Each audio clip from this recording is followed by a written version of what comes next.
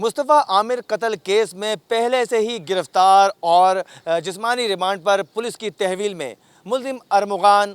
एक और मुकदमे में पुलिस के हवाले है। और इसके अलावा मैं आपको बताऊं कि ये मुकदमा है निजी टीवी के सहाफ़ी नदीम अहमद पर फायरिंग करके ज़ख्मी करने का। मुद्दई है उसने शनाख्त कर लिया मुल्ज़िम अरमुगान को, जिसके बाद जो तफ्तीशी अफसर हैं उनकी जानिब से जब ये मुकदमा दायर किया गया तो इंसदाद दहशतगर्दी की मुंतज़िम अदालत में आज मुल्ज़िम अरमुगान को पेश किया गया,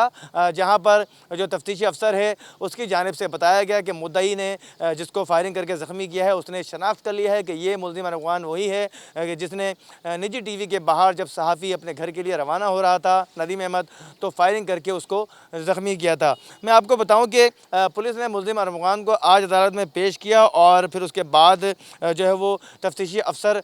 ने जो है वो रिमांड की इस्तदा की अदालत से, ताकि इसे मज़ीद तफ्तीश की जा सके, जिस पर अदालत ने मुल्ज़िम अरमुगान को 4 रोज़ा जो जिस्मानी रिमांड है उस पर जो है वो पुलिस के हवाले कर दिया है। ये सहाफ़ी नदीम अहमद हैं जिसको ज़ख्मी करने का जो मुकदमा है वो बहादराबाद थाने में दर्ज था। मैं आपको बताऊं कि इससे पहले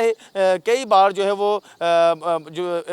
जब एडीसी की मुंतज़िम अदालत में पेश किया गया मुल्ज़िम अरमुगान को भी और मुल्ज़िम शिराज को भी, तो उस हवाले से एक बार ऐसा हुआ कि इन 3 रोज़ा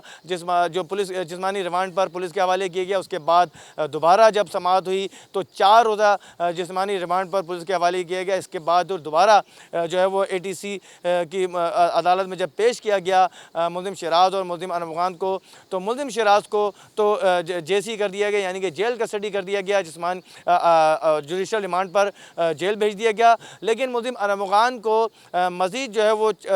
5 रोज़ा जिस्मानी रिमांड पर पुलिस की तहवील में दिया गया। जब वो मुद्दत पूरी हुई तो दोबारा मुल्ज़िम अरमुगान को इंसदाद दहशतगर्दी की मुंतज़िम अदालत में पेश किया गया, जहाँ पर जो उनके वालिदैन हैं उससे 5 मिनट मुलाकात भी कराई गई और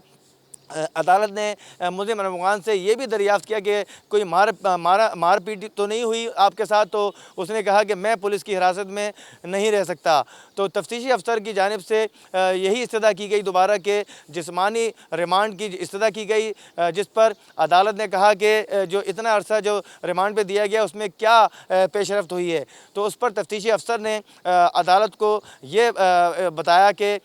मुल्ज़िम अरमुगान से वो स्टिक रॉड जिससे उसने मुबैना तौर पर तशद्दुद किया था मुस्तफ़ा आमिर पर और जिसकी वजह से उसकी जो है वो डेथ हुई थी, तो वो उससे बरामद हुआ है। उसने मुल्ज़िम अरमुगान की निशानदेही पर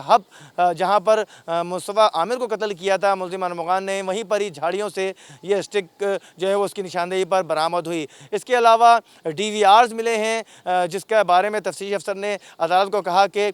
पासवर्ड जो है वो मुल्ज़िम अरमुगान के पास ही हैं, जिसको जो है वो मालूम करना बहुत ज़रूरी है ताकि मज़ीद पेशरफ्त हो सके। इसके अलावा बहुत से इदारे हैं जिनको जो है वो तफ्तीश करनी है मुल्ज़िम अरमुगान से, जिसमें यकीनन इस पर मनी लॉन्ड्रिंग के हवाले से है, इसके अलावा साइबर क्राइम के हवाले से केस है। तो इन तमाम हवाले से जो है वो तफ्तीश करनी है। तो ये तमाम जब बातें अदालत के सामने बताई गई तफ्तीशी अफसर की जानिब से, तो मुंतज़िम अदालत की जानिब से मज़ीद 7 रोज़ की तोसी की गई जिस्मानी रिमांड में और पुलिस के हवाले कर दिया गया मुल्ज़िम अरमुगान को। अब देखना यह है कि जब यानी कि 17 मार्च तक ये जो जिस्मानी रिमांड है मुकम्मल होगा, 18 मार्च को जो है वो दोबारा मुल्ज़िम अरमुगान को सेंट्रल जेल में ही इंसदाद दहशतगर्दी की मुंतज़िम अदालत में पेश किया जाएगा। उसके बाद क्या आया मज़ीद जो है वो पेशरफ्त अगर होती है जो तफ्तीशी अफसरान को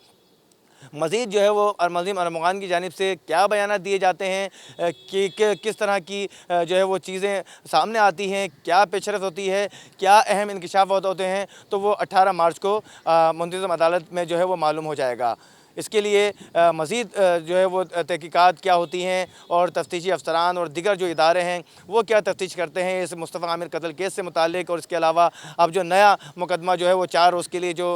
नदीम अहमद पर फायरिंग करने की वजह से जो है वो जिस्मानी रिमांड पर पुलिस के हवाले है मुल्ज़िम अरमुगान, तो उसमें क्या पेशरफ्त होती है, उसमें क्या चीज़ सामने आती है। ये सब तमाम जो है पेशरफ्त और अहम इंकशाफात देखने के लिए देखते रहिए सुनो डिजिटल।